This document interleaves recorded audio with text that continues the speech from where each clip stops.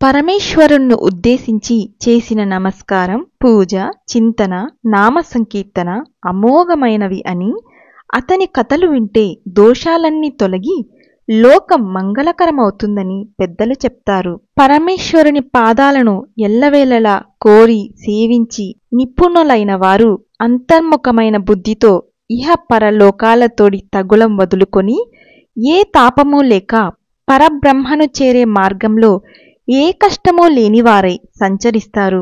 ఎన్నేసి తపస్సులు, దానాలు, జపాలు చేసినప్పటికీ వాటి వల్ల కలిగే ఫలాలను పరమేశ్వరుడికి అర్పించకుంటే అవన్నీ నింద్యాలై ఆపదల క్రింద పరిణమిస్తాయి.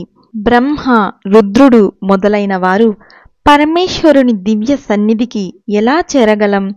తపస్సులతోనా, మనోనిగ్రహంతోనా, దానాలతోనా, వ్రతాలతోనా, జపాలతోనా, మంత్రాలతోనా, శృతి స్మృతులను వల్లించడం వల్లనా, లేక ఉత్తమ భక్తితోనా అని చింతిస్తూ ఉంటారు.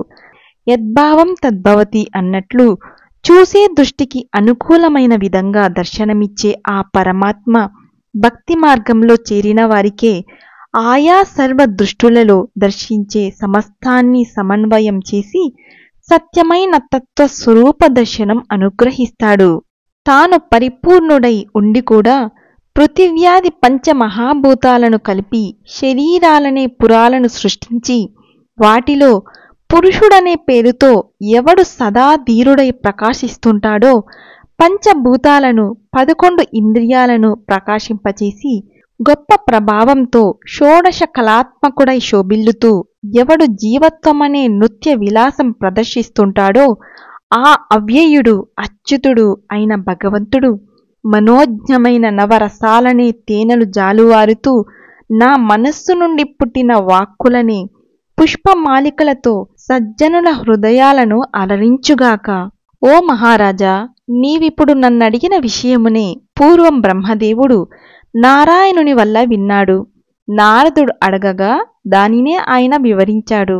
ఆ పైన నారదుడు నాకది తెలియచేశాడు.